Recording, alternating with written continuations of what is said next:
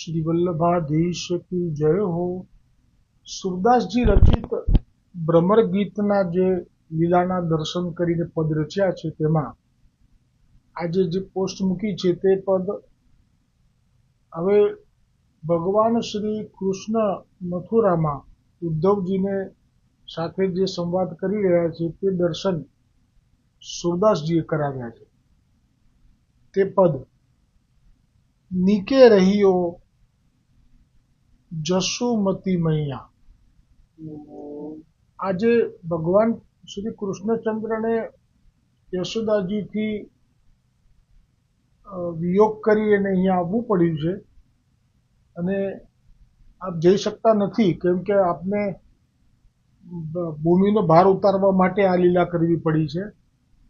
કેમ કે આ લીલા જો તે ગોકુલ કે નંદગાંવમાં રહીને કરે તો કંસ અને કંસના નજીકના જરાસંધ વગેરે બધા એ ભગવાન શ્રી કૃષ્ણથી યુદ્ધ કરવા માટે ત્યાં આવી જાય વ્રજમાં, અને વ્રજ તો ઠાકોરજીની લીલા વિહાર ભૂમિ છે, એટલા માટે આ કઠોર હૃદય થઈ અને આપ મથુરા આવ્યા છે। અને હવે આ જે આપનો ભાવ છે કે તું ઉદ્ધવ નીકે રહ્યો જસુમતી મૈયા, તું જસુમતીની યશોદાની પાસે ને પાસે જ રહેજે, આ આપનો ભાવ છે। કેમ કે આપ ઈચ્છે છે એવું પણ આપ જઈ શકતા નથી એટલા માટે। પછી કહે છે કે આવેંગે દિન 4-5 મે, બસ અમે 4-5 દિવસમાં જ આવીશું। ને આ જે વચન છે ને ખોટું નથી, ભાગવતજીમાં આ વર્ણન નથી આવ્યું કે પ્રભુ ત્યાં આવ્યા છે એમ।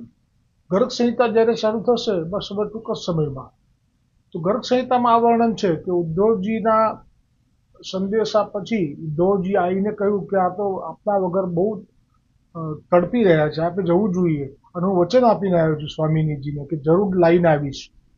અને પછી પ્રભુને થયું કે ના હવે આ રંગાઈ ગયા છે એટલે પછી આપ આવ્યા છે વ્રજમાં। કેવી રીતે આવ્યા છે એમને પધરાવવા માટે વૃષભાનુજી, કીર્તિદેવી, નંદબાવા, યશોદા એક હાથી લઈને આવ્યા, હાથી પર આપને પધરાવવા માટે કહ્યું તો આપે કહ્યું કે ના હાથી પર તો નંદબાવા બિરાજશે, અમે તો રથમાં જ રહીશું। આ બધી બનેલી લીલાનું દર્શન ગર્ગ સંહિતામાં છે।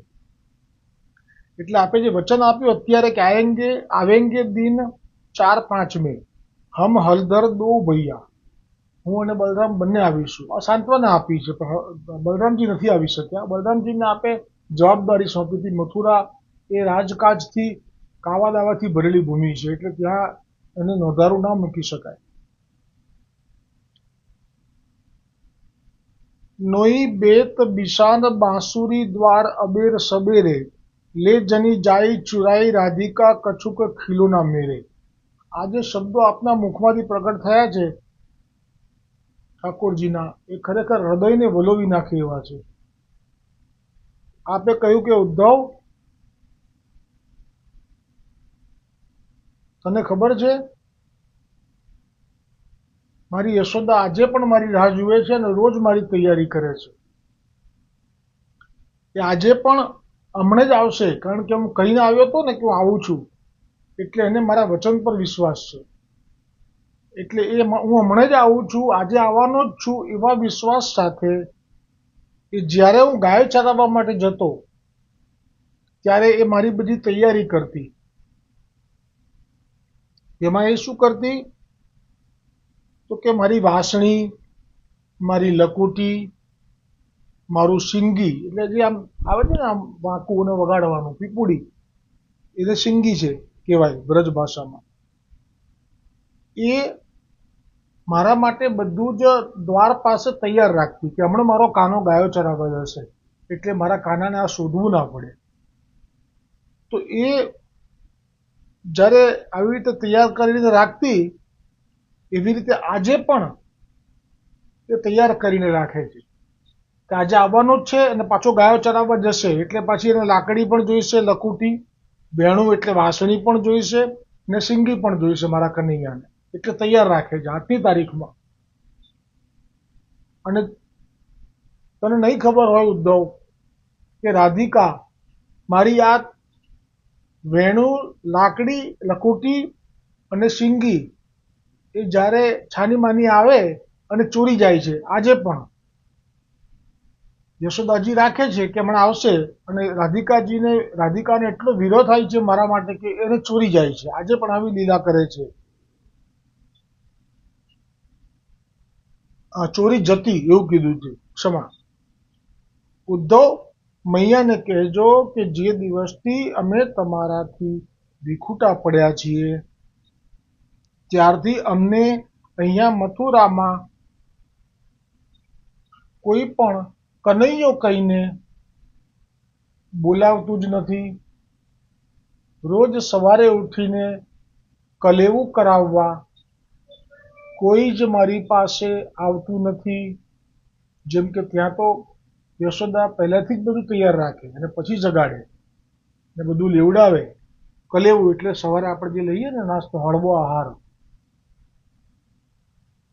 અને ઉદ્ધવ તમે નંદ બાબાને કહેજો કે તમે આવા નિષ્ઠુર મનવાળા ક્યારથી થઈ ગયા? અમને મથુરા મૂકીને ગયા તે પાછા અમારી ખબર લેવા પણ ના આવ્યા. આ પદ જે છે એ લઈ લો હવે મૂળ વ્રજ ભાષામાં. નીકે રહ્યો જસુમતી मैया की आवेंगे दिन 4-5 में हम हलदर दो भैया नोई बेत बिशान बांसुरी द्वार अबेर सबेरे ले जनी जाई चुराई राधिका कछुक खिलौना मेरे जादिन ते हम तुमते बिछुरे को न कहत कन्हैया उठी न सबेरे कियो कलेवू साँझ न चीसी दैया कहिए कहा नंद बाबा सो जीतो निठुर मन किन हो સુરદાસ પહોંચાઈ મધુપુરી ફેરી ન સોંધો લેનો. સોંધો એટલે મારી સુધી ના લીધી, અમને મૂકીને ગયા પછી અમને મળવા આવવાનું તમને મન નથી થતું? કેવું હૃદયને વલોવી નાખે એવા આપના ઉદ્ગારો છે. કારણ કે આપને જે કનૈયાના દર્શન થયા છે બ્રજના, હવે એ અહીંયા નથી થતા. કેવી મોટી વાત છે આ જુઓ. અન્યાશ્રય પ્રભુ એક જ છે પણ સ્વરૂપ કેવો ફરી જાય છે. અન્યાશ્રયનો જે આપણી પુષ્ટિ માર્ગમાં કહે છે કે અમારે વ્રજના યશોદોત્સવ લાલિત એમનો ભાવથી આપણે પુષ્ટિ માર્ગમાં સેવા અને સત્સંગ છે. ધર્મી સ્વરૂપ છે બીજા બધા, જેમાં ઔપચારિકતા છે. આમાં ઔપચારિકતા નથી, આમાં એકલો સ્નેહ છે. પછી આગળ બીજો સંદેશો કરતા કહે છે, ના આટલું શ્રવણ કર્યું, હવે આમાં તો હૃદયમાં વેદના થાય એવા શબ્દો છે આ, કે હજી પણ યશોદા આવી રીતે મારા માટે ગાય ચરાવવા જવું એ પહેલાંનું બધું તૈયાર રાખે છે, અને રાધિકા આવી રીતે બધું લઈ જતી. અને નંદ બાબાને કહેજો કે મૂકીને ગયા એ ગયા, પાછા ના આવ્યા. તો અહીંયા આપણને અત્યારે દર્દ થાય છે હૃદયમાં આ શ્રવણ કરતા. પણ આ ઉદ્ધવજી છે ને જ્ઞાની છે, જો જ્ઞાનીનો સ્વભાવ કેવો હોય એ આમાં આવશે. હવે જે આ પદ છે એમાં જ્ઞાનીનો હૃદયનો ભાવ પ્રગટ કર્યો છે. ઉદ્ધવ મન અભિમાન બઢાયો. ઉદ્ધવને તો એમ થયું કે બસ આટલું જ છે, આ લોકોને તો હું હમણાં જ્ઞાન આપી દઈશ. એટલે લખ્યું છે, સુરદાસજી હવે દર્શન કર્યા કે ઉદ્ધવ મન અભિમાન બઢાયો જદુપતિ જોગ જાની જીય સાંધો નૈન આકાશ ચડાયો.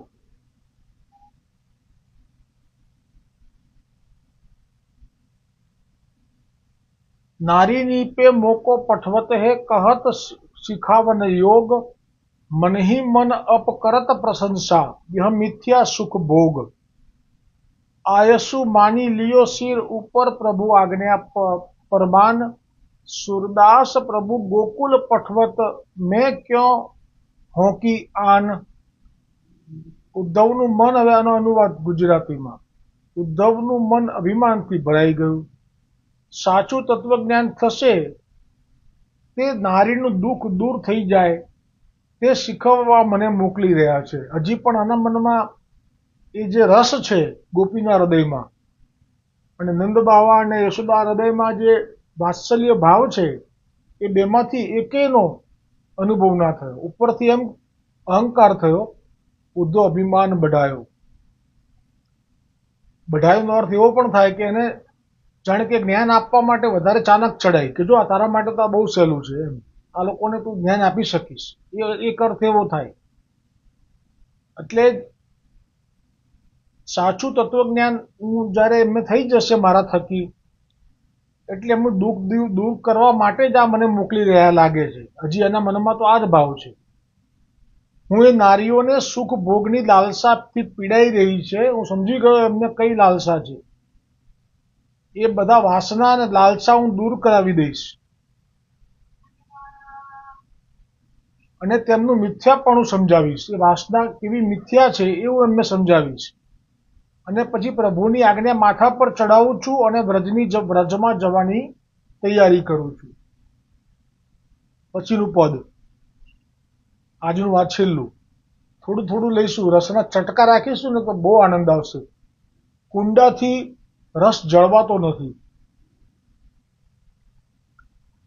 આગળનું પદ છે, એમાં કહે છે, ગહરુ જની લાવહુ ગોકુલ જાઈ, તુમ્હી બિના વ્યાકુલ હમ હે.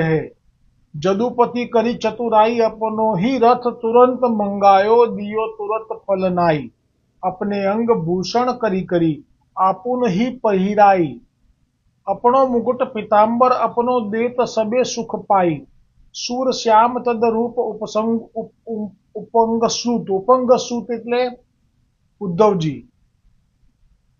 ભૃગુ પદ એક બચાઈ.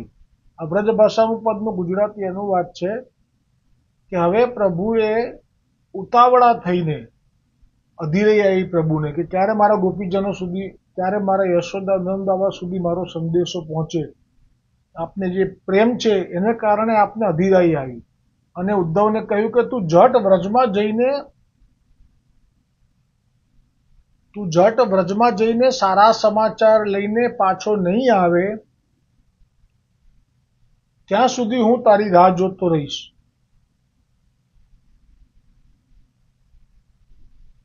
ત્યાં સુધી તારી રાહ જોતો અહીંયા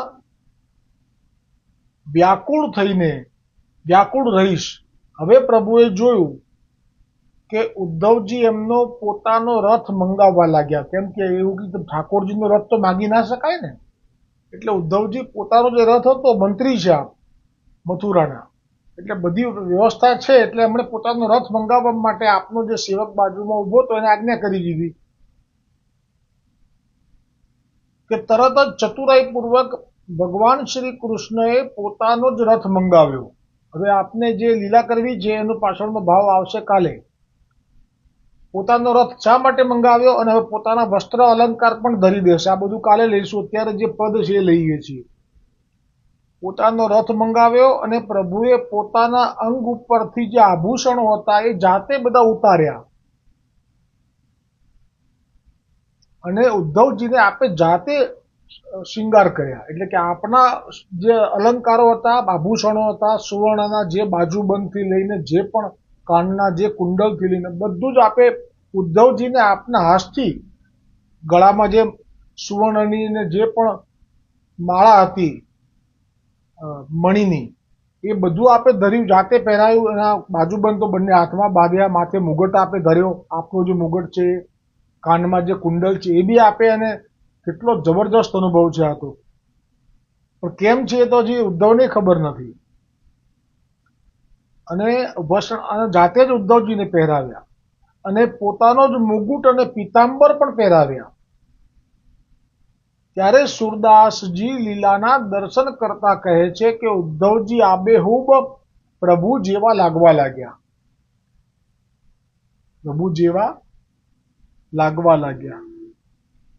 સિવાય કે વક્ષ સ્થળ પર ભૃગુ ચિહ્ન ન હતું.